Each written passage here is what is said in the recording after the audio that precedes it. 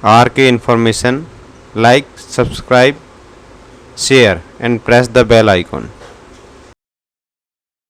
नमस्कार साथियों, आज का मेरा जो वीडियो है इंट्रोडक्शन ऑफ स्पंज आयरन, ये वीडियो उन लोग के लिए है जो अभी इस फील्ड में ज्वाइन कर रहे हैं या नए हैं, तो उनको एक बेसिक जानकारी इस वीडियो से मिलेगी।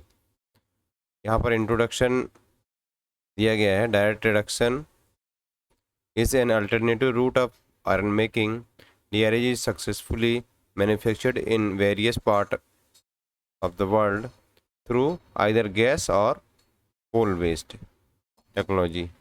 A specific investment and operating cost of direct reduction plant are low compared to integrated steel plants and are more suitable for many developing countries where supplied of coking coal are limited। जहाँ पर coking coal की supply limit है, मतलब ज़्यादा नहीं है, तो वहाँ के लिए कोल बेस्ड DRI बेस्ट है। Direct reduction iron is rich in iron ore than pig iron, typically 90 to 94%. Total iron as opposed to about 93 for molten pig iron, and an excellent feedstock for the electric furnace used by mini mills, allowing them to use lower grades of scrap for the rest of the charge or to produce higher grade of steel. Today, sponge iron is treated by reducing iron ore without melting it. This makes for an energy efficient feedstock for manufacturers which used to rely upon scrap metals. यहाँ पर बताया गया scrap से और iron से, iron ore to liquid steel में। जैसे यहाँ ये रूट है, डायरेक्ट रिडक्शन से हम DRI और HBI बनाते हैं, और ब्लास्ट फर्नेस से क्या सीधा मेल्टिंग होकर हॉट मेटल बनता है, रिफाइन होता है और लिक्विड स्टील जनरेट होता है। तीसरा है डायरेक्ट मेल्टिंग स्टील मेकिंग है, और ये स्क्रैप से दिया गया है।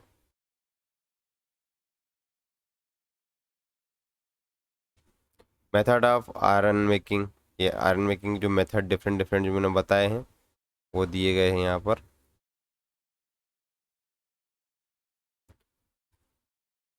Iron making involves remove of oxygen. Reductant removes oxygen, often also supplied heat। और ये एक पुराना डाटा है, top 6 DRI producing countries as on 2008 के अकॉर्डिंग है।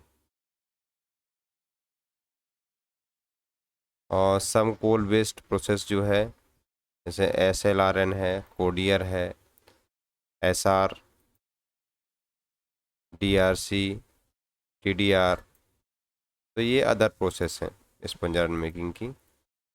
Introduction of DRI sponge iron, इसको आप देख सकते हैं।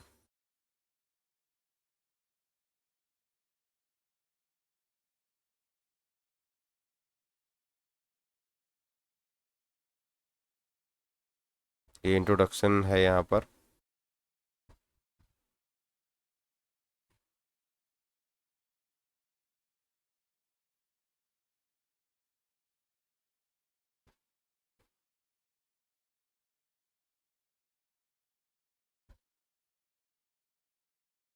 Raw material use in DRI making, तो यहाँ पर रॉ मटेरियल के बारे में बताया गया है।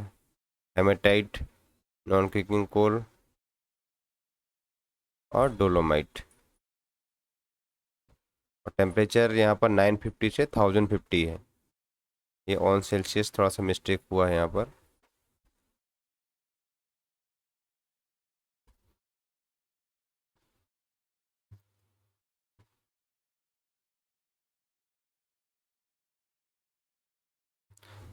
आयरन और रिजर्व्स अवेलेबिलिटी हमारा इंडिया का, झारखंड, उड़ीसा, छत्तीसगढ़, कर्नाटक,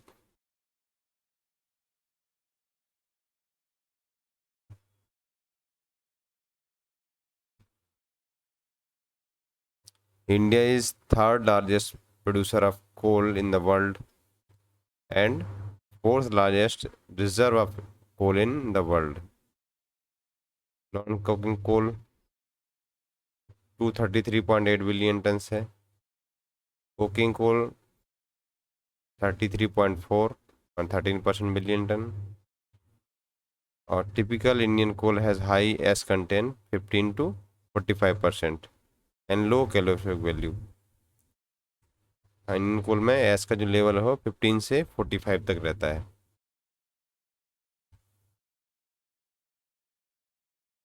बिलियन टन में दिया है. Semi cooking 28, prime cooking 6 million ton, non cooking 233.8, total 246. Coal availability state wise दिया गया है यहाँ पर. Orissa, Chhattisgarh, Madhya Pradesh, Jharkhand, west Bengal.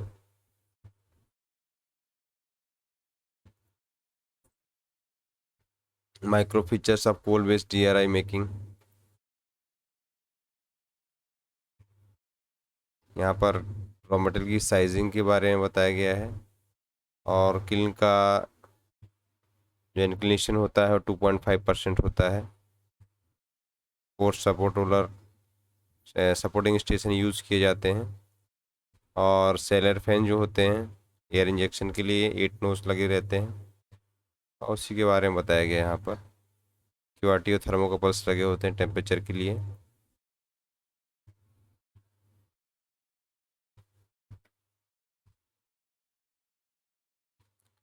Micro features of coal-based DRI making. The discharge material from the kiln get indirect cooling inside the rotary cooler. The process goes on continuously till the kiln is shut down for accretion cleaning, repairing or modification. ये direct process में क्या है? सबसे पहले coal mining है, then raw material है iron और dolomite और वास्ट कोल. क्या फॉर्म होगा? DRI फॉर्म होगा, हम स्पंज आयरन भी बोलते हैं. और देन क्या होगा? उसको ऐसे उसमें मेल्टिंग हो जाती है और इससे वेस्ट गैस WHRV हो जाती है और टर्बलाइन के थ्रू पावर जनरेट होता है. Process involve in DRI making. DRI making में क्या होता है? आयरन और वास्ट कोल डोलोमाइट यूज़ किया जाता है और कंबसन के लिए एयर प्रोवाइड की जाती है. और कोल जो यूज़ होता है करीबन 40 से 45% तो होता है फीड साइड से और 50 to 60% ये इंजेक्शन साइड में ना आउटलेट से यूज़ होता है. और जिसका डोलोमाइट जो है 2 to 4% हम लोग यूज़ करते हैं.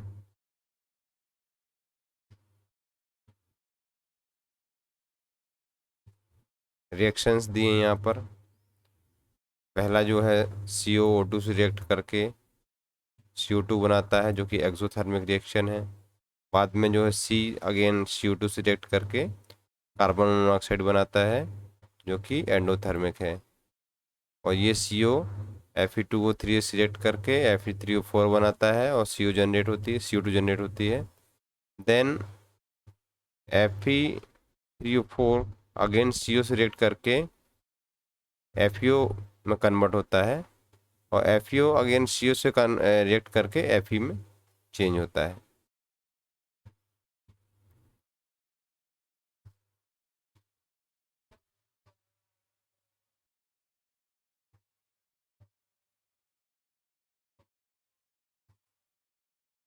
Phenomena inside the rotary kiln. यहाँ पर आप देख लीजिए वो रिएक्शन और बैट चार्ज को दिखाया गया है.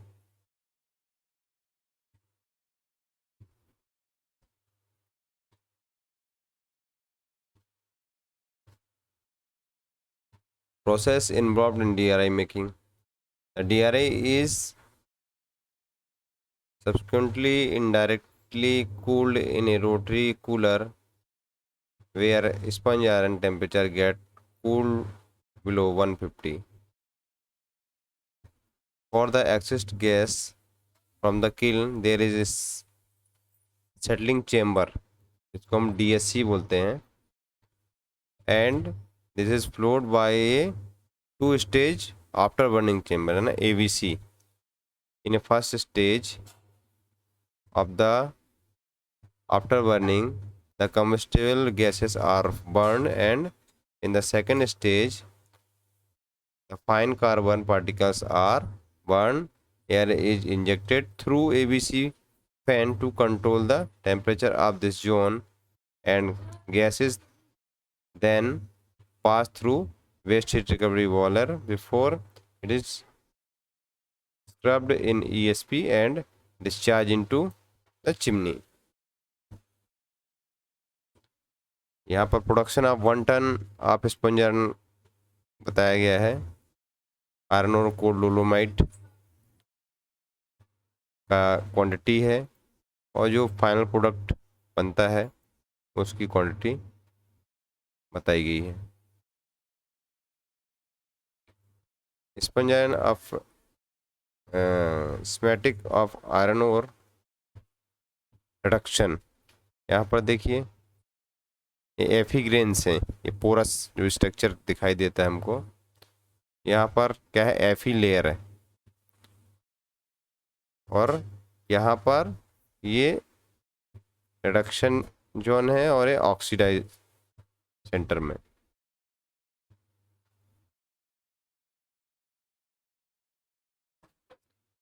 और यहाँ पर बताएगा why DRI is called sponge iron. DRI को स्पंज आयरन क्यों बोलते हैं उसके बारे में बताया गया है यहाँ पर कि sponge iron is produced from direct reduction, not going into the molten phase while oxygen removed.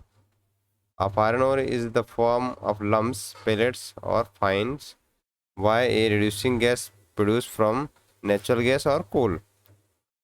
The reducing gas is a mixture majority of hydrogen and carbon monoxide. In case of gas with DRI, then and carbon mono जो CO होती है, carbon monoxide CO in case of coal based DRI, which acts as a reducing agent. This process of directly reducing the iron ore is solid form by reducing gas is called the direct reduction.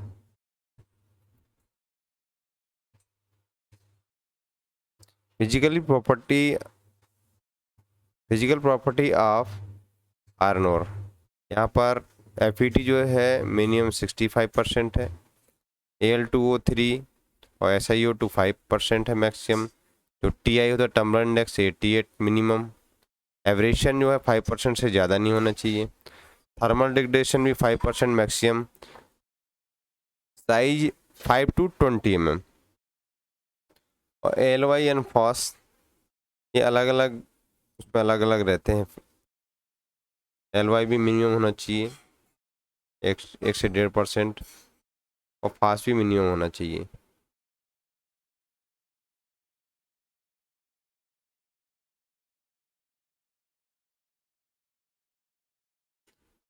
Physical property of wash कोल या incoming कोल. इसमें FC जो है minimum 40%, VM 30% maximum, S 25% maximum, moisture 12%, 12% maximum, S fusion temperature 1280 on Celsius minimum होना चाहिए. Caking swelling index 1% maximum, feed side 3 to 20 mm, और injection में 5 to 20 mm, फाइंस 3 to 5 mm.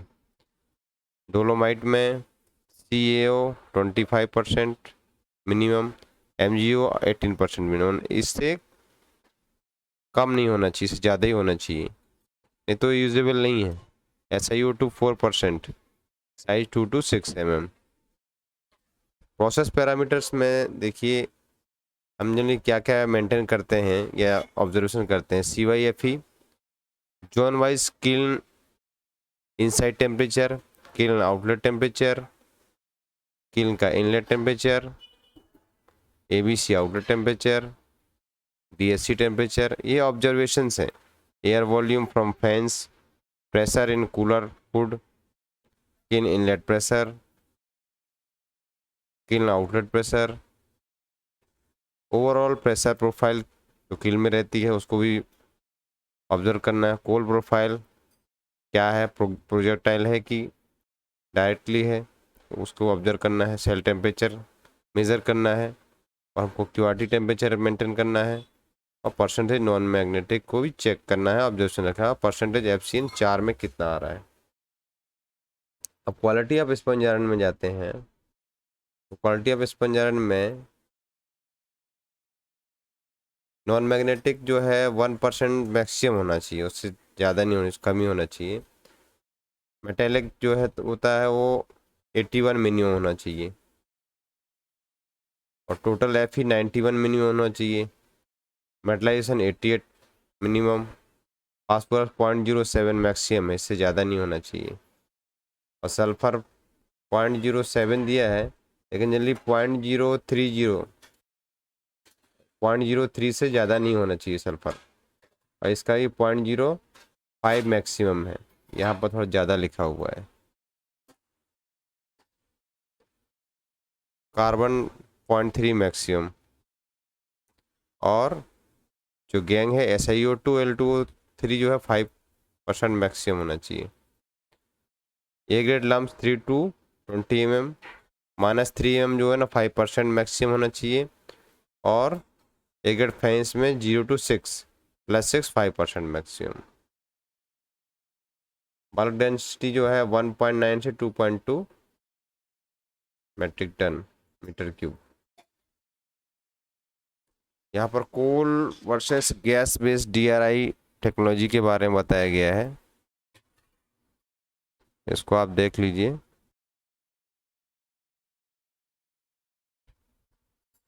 Gas based DRI involves gas solid reaction faster, even a lower temperature. Cracking of natural gas produce both carbon monoxide and hydrogen is a better reducing reducant DRI than has higher metallization.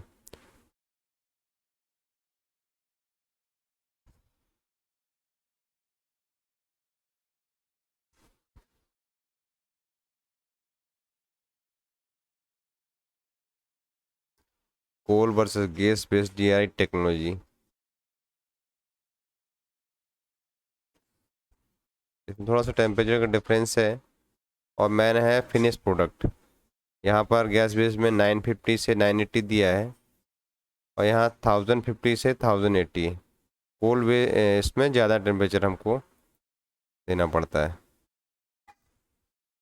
ये reactions हैं।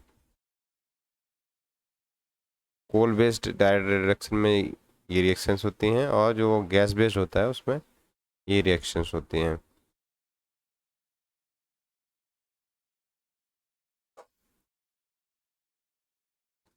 Heat transfer के बारे में यहाँ पर बताया गया है, इनके अंदर कौन कौन सी स्टेजेस में और किस किस के बीच में हीट ट्रांसफ़र होती है, इसको आप देख लीजिए।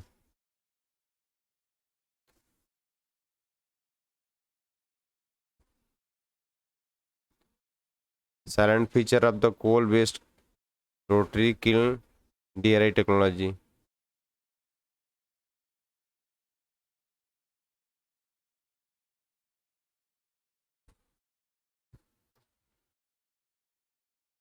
स्टीम जनरेशन होता है।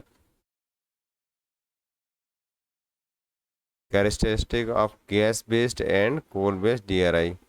केमिकल एनालिसिस, दोनों में डिफरेंस दिया है यहाँ पर। कोल बेस्ड और गैस बेस्ड में क्या डिफरेंस है।